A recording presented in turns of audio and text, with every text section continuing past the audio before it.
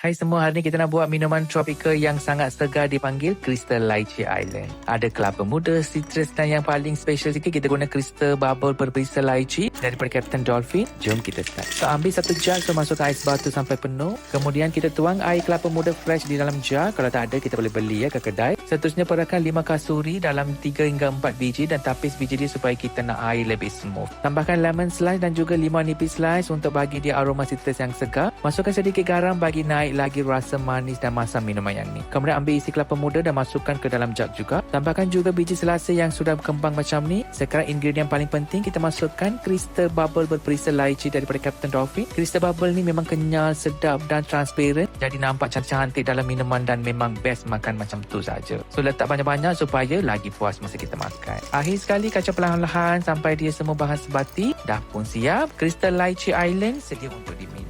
So minuman ni memang segar, tropical dan penuh tekstur daripada kelapa muda, selasih dan Crystal Bubble lychee. Jangan lupa untuk try resepi ini. Selamat mencuba.